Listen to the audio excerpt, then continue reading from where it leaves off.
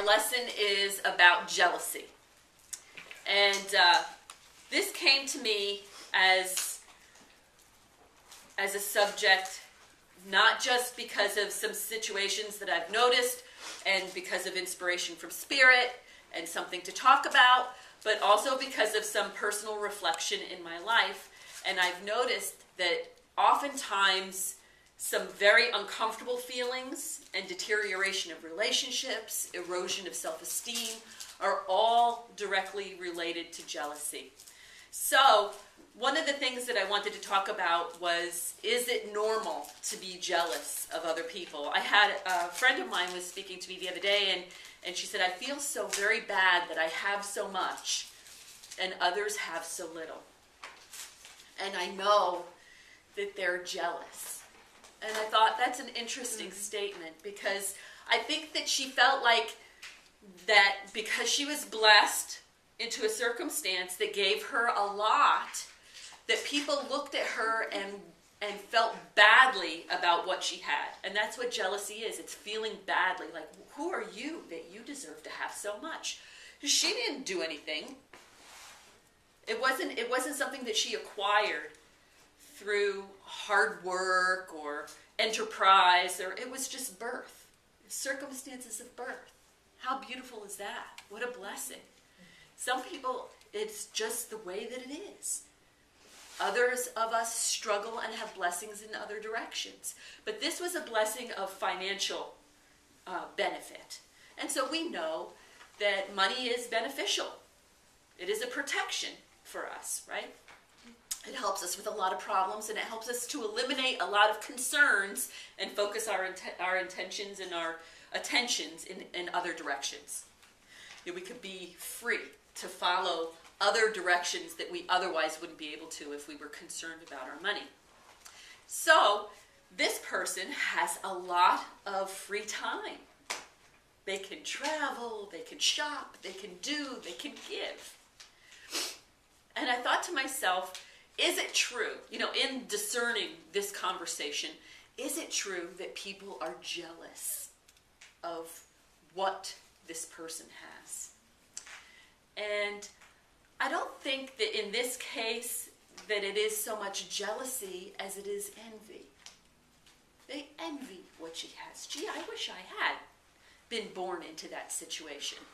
So there is a difference between envy and jealousy. Jealousy has a bitter edge. It says, who are you? Who are you and who am I in this scenario? Why do you have more than what I have? Not, gee, I wish I had more, because it would be nice to have that freedom. But instead, who are you that you deserve to have that and I have so little? And jealousy is measured on a whole bunch of different topics.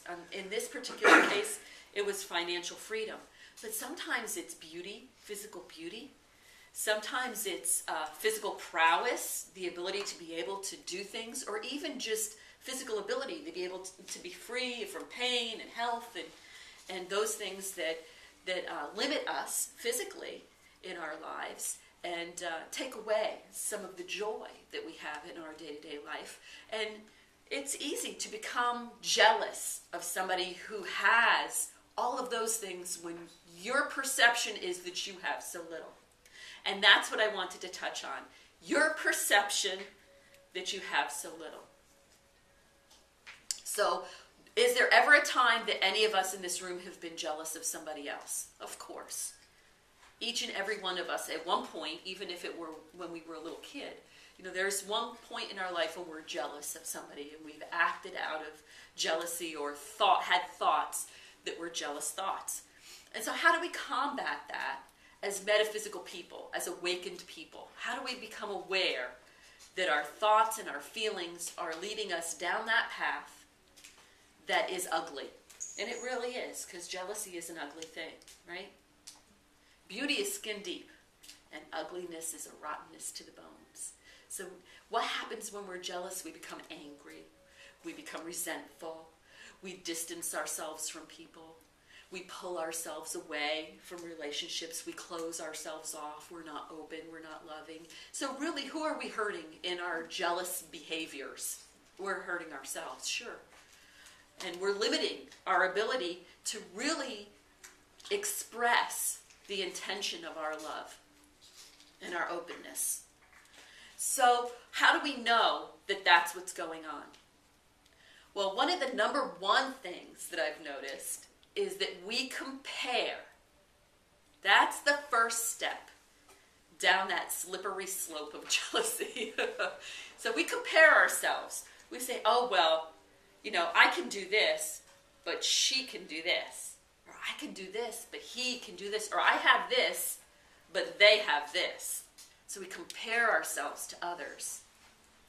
It's a competition. In the world we live in, let's face it, everything's a competition. And everything's a comparison. So as metaphysical people, we are kind of a standalone. We're on our own. We don't compare ourselves to others. We are on our own spiritual journey. So the only person that we really should be comparing anything to is ourself, right? Where am I now in comparison to where I was last week?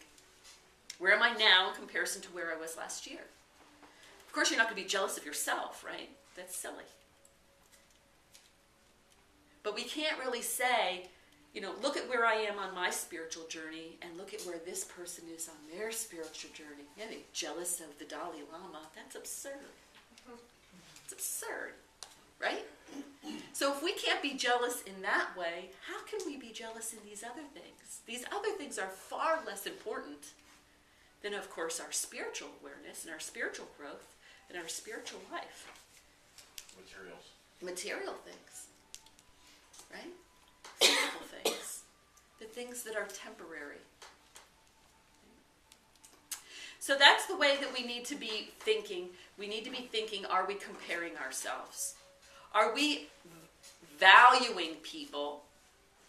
And are we celebrating people in a way that stops us from being jealous and instead helps others to shine? Instead of saying, oh, well, she's so pretty and I'm not as pretty as she is, we say, wow, she is so pretty. I just have to say, you are just stunning. Except when somebody says something nice about you. That helps you not to be jealous. Accept the things about yourself that are beautiful and wonderful.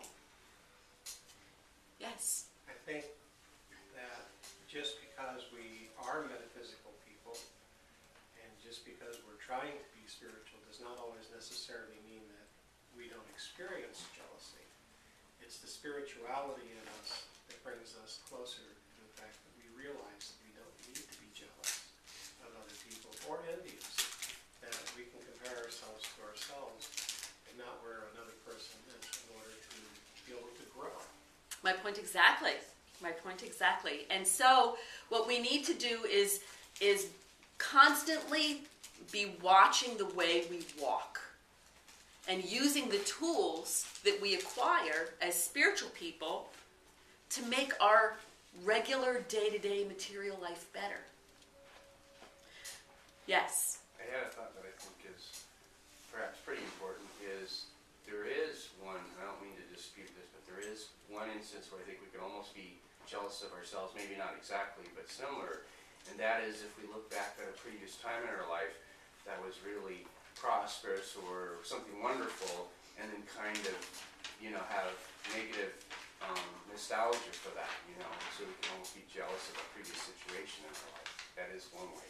And I have to say that that's true. We could be like that, but it's not healthy to be that way. Sure. Yeah. I'm just saying. And yeah, we could be jealous of ourselves or jealous of a time or a circumstance or a situation in a nostalgic way.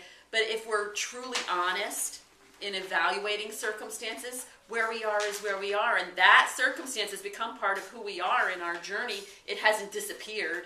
It hasn't gone away. It's just part of our journey, part of where we are in a circumstance. It's like looking back at part of your journey, and we've discussed this before, and saying, this is a horrible situation that happened, and I wish it never happened, but if it didn't, I wouldn't be where I am now. You know, we accept all of the links in the chain that bring us to the place that we are residing in at this moment. And yeah, you know, you could call that jealousy. I would say that it's more, you know, nostalgic, like you said, you know, looking back and saying, oh yeah, I remember when I was a little kid, and we all do this. I remember when I was a kid, I didn't have to pay bills. I could go outside and play in the snow, jump in the leaves. I didn't think about anything else. Well, of course, but you're not jealous of yourself. You're just looking back at that and saying, wow, what a free time that was. And so how do we deal with that? That's a good question. How do we deal with that? How do we deal with those emotions and those feelings so that they don't become bitter? They don't become resentful or regretful. We say, that was that time. What a blessing it was for me.